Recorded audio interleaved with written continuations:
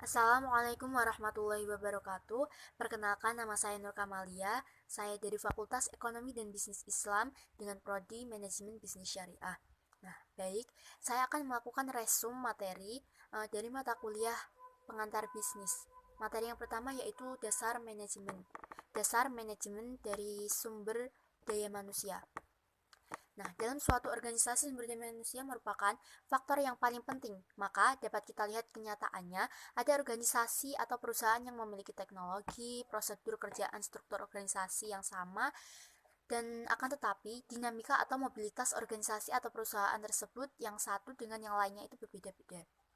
Nah, beberapa negara di dunia ini banyak yang berhasil menjadi negara industri dan negara yang maju.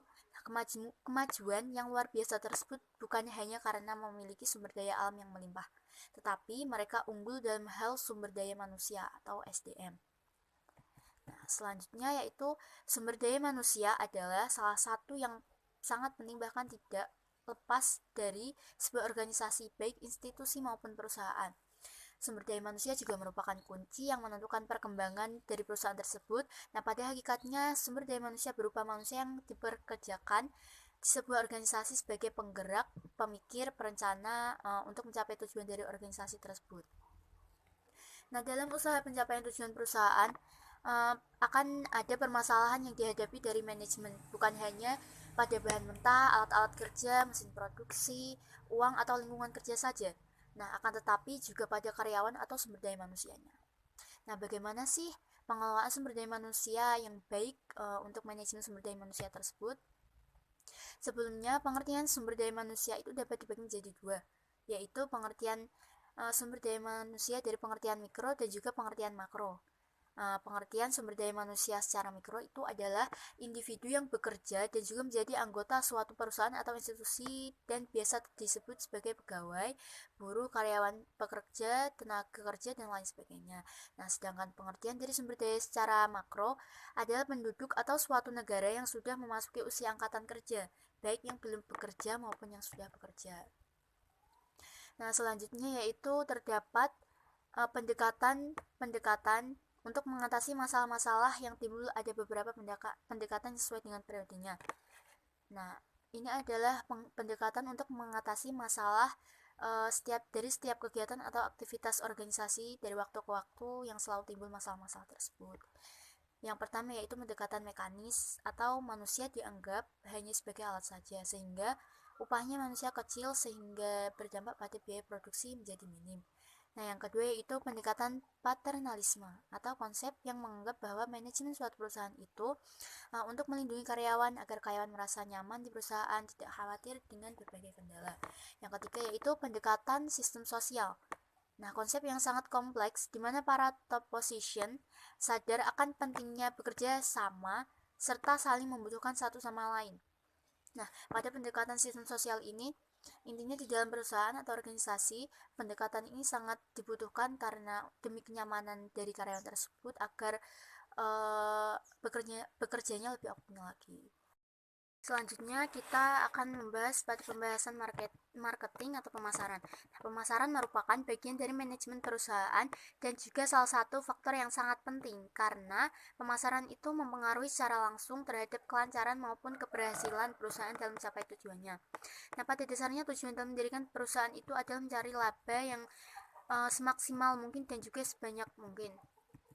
Selanjutnya yaitu norma dan etika dalam pemasaran. Nah, pada umumnya etika dalam pemasaran itu dalam konsep produk itu produk yang dibuat berguna dan juga dibutuhkan oleh masyarakat atau konsumen.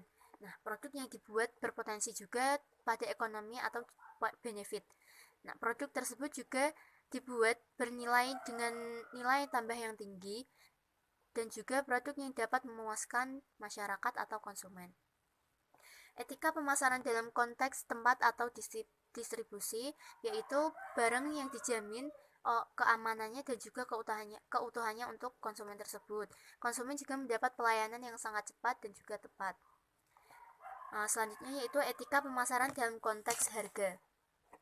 Nah, dalam konteks harga, etika pemasaran itu harga diukur dengan kemampuan daya beli masyarakat dan juga perusahaan mencari margin laba yang layak dan harga dibebani kos produksi yang layak. Etika pemasaran dalam konteks promosi yaitu sebagai sarana menyampaikan informasi yang benar dan juga objektif, sebagai sarana untuk membangun image positif dan tidak ada unsur manipulasi atau memperdaya konsumen. Selalu berpedoman pada prinsip-prinsip kejujuran dan juga tidak mengecewakan konsumen tersebut. Berikutnya yaitu psikologi pemasaran. Selanjutnya yaitu psikologi pemasaran. Nah, pada pemasaran sebagai psikologi pemasaran tersebut sebagai sebuah studi yang terdiri dari beragam disiplin ilmu seperti ilmu sosial. Nah, pada ilmu sosial ini mencakup beberapa hal dalam sosiologi, psikologi, antropologi, dan lainnya. Selanjutnya yaitu statistik, ekonomi, seni, matematika, bahkan bahasa atau linguistik. Nah, di antara ilmu sosial yang mendasari pemasaran, pada ilmu psikologi ini memiliki peranan yang sangat penting pada perkembangan konsep pemasaran. Selain itu, sebagian besar teori berakar pada hasil kajian ilmu psikologi, khususnya tentang perilaku konsumen. Dalam sebuah bisnis, strategi marketing itu sangat diperlukan. Nah, strategi marketing ini dapat dilakukan melalui promosi secara besar-besaran pada media sosial. Nah, selanjutnya yaitu memperlakukan diskon yang menggiurkan konsumen sehingga konsumen tersebut tertarik pada produk kita, dan bekerja sama dengan public figure dan juga influencers untuk target audiens yang lebih luas serta melalui newsletter. Nah, namun selain faktor dominan di atas faktor dominan tersebut yang saya sampaikan dapat juga dioptimalkan dalam strategi marketing. Sesungguhnya terdapat faktor penentu lain yang tidak boleh dianggap remeh. Faktor tersebut adalah psikologi marketing. Psikologi marketing adalah salah satu ilmu dalam dunia marketing untuk memahami psikologi pelanggan atau konsumen saat mereka mengunjungi produk yang ditawarkan pada perusahaan kita hingga pada akhirnya memutuskan untuk membeli produk tersebut atau tidak. Nah, bagaimana sih agar psikologi marketing itu lebih bagus? Yang pertama itu bisa melakukan penerapan social proof atau memanfaatkan influencer atau public figure untuk membuat testimoni iklan. Selanjutnya yaitu penerapan emotional marketing atau menumbuhkan emosi positif pada calon pembeli atau konsumen dengan menggunakan produk ini atau produk dari perusahaan tersebut. Kami ikut berdonasi menumbuhkan pohon. Selanjutnya itu membuat produk seolah-olah langka atau eksklusif, atau memasukkan stok sedikit demi sedikit atau diberi kata limited edition. Selanjutnya yaitu menerapkan prinsip produk sering didefinisikan sebagai segala sesuatu yang mempunyai nilai yang dapat ditawarkan kepada seseorang atau pihak lain untuk memenuhi kebutuhan yang bersangkutan. Nah, produk juga bisa dijadikan sebagai level dari perusahaan tersebut, atau produk juga disebut sebagai perwakilan perusahaan karena produk akan menjadi pertimbangan konsumen untuk menilai dari perusahaan tersebut. Nah, konsep dari produk ini tidak menonjolkan dari segi harga, namun dari fungsionalitas produk sehingga pemenuhan kebutuhan dapat tercapai. Nah, konsumen yang cerdas, mereka akan mempertimbangkan dari berbagai aspek. Nah, konsep produk berarti sesuatu hal yang dihasilkan, ditawarkan, dan diperjualbelikan kepada konsumen untuk mendapatkan imbalan. Konsep produk biasanya mempunyai kelemahan dan kekurangan. Kelebihan dari konsep produk tersebut pada produsen yang menghasilkan produk bermutu. Bila tidak, maka produk mereka akan kalah di pasaran dan tidak laku. Nah, kelemahannya yaitu tentu jika hanya mengedepankan mutu saja namun tidak fleksibel, tidak akan bertahan. Perlunya penyesuaian dengan keinginan konsumen. Psikologi marketing adalah salah satu ilmu dalam dunia marketing, yaitu di mana untuk memahami psikologi dari pelanggan atau konsumen tersebut dalam mengunjungi produk yang ditawarkan oleh perusahaan kita sehingga memutuskan konsumen atau pelanggan tersebut memutuskan untuk membeli produk dari perusahaan kita tersebut atau tidak. Selanjutnya yaitu bagaimana agar psikologi marketing itu terlihat lebih bagus. Yang pertama dapat memahami konsumen tersebut, dan selanjutnya menerapkan devil's advocate atau produk yang dijual harus memiliki value yang tinggi dan mampu menjadi solusi bagi segala kekhawatiran dari pelanggan atau konsumen. Yang selanjutnya yaitu unique selling point produk, atau biasanya konsumen tersebut akan membandingkan banyak hal. Dengan hal itu pentingnya perbedaan dalam penjualan atau produk. dan menghindari copywriting terkesan menyuruh. Atau misalnya berlangganlah sekarang juga untuk menikmati diskon 50%. Akan lebih baik untuk dibaca jika kalimat dengan makna yang sama tapi berbunyi nikmatilah akses penuh bersama fitur premium dalam potongan harga hingga 50%. Jadi kata-katanya lebih menekankan konsumen atau pelanggan tersebut jadi membeli atau tidak.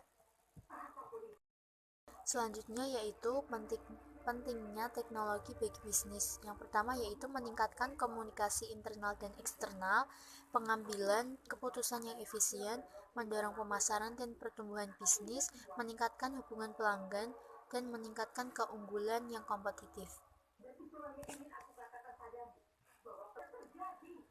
Manfaat penggunaan teknologi dalam bisnis yaitu munculnya peluang bisnis baru, memperluas pangsa pasar, mengurangi biaya produksi dan operasional, dan mempermudah proses rekrutmen karyawan serta mempermudah proses komunikasi dan juga monitoring setiap karyawan tersebut. Selanjutnya yaitu pengelolaan keuangan. Manajemen keuangan adalah sumber dana dan mengalokasikan dana tersebut secara efektif dan efisien.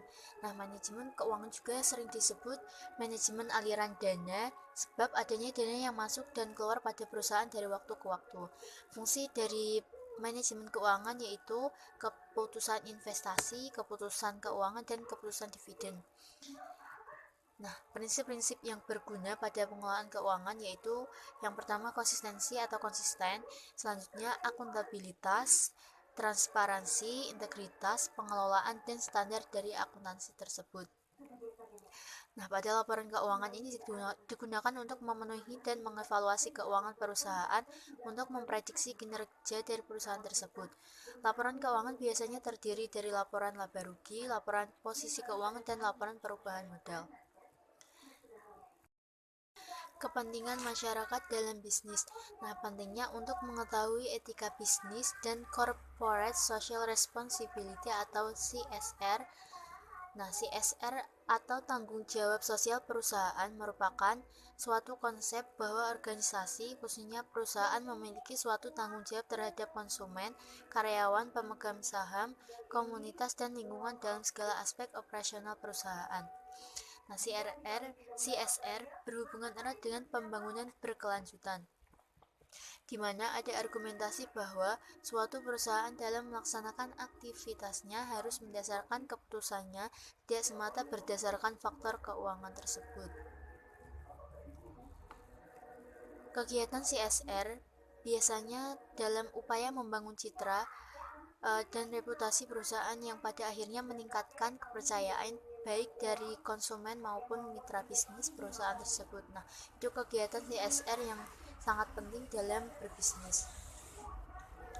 5 pilar yang mencakup kegiatan CSR yaitu pembangunan kapasitas SDM di lingkungan internal perusahaan maupun lingkungan masyarakat sekitarnya, penguatan ekonomi masyarakat sekitar kawasan wilayah kerja perusahaan, pemeliharaan hubungan relasional antara korporasi dan lingkungan sosial yang tidak dikelola dengan baik sering mengundang kerentanan konflik. Selanjutnya, perbaikan tata kelola perusahaan yang baik, pelestarian lingkungan, baik lingkungan fisik, sosial, serta budaya.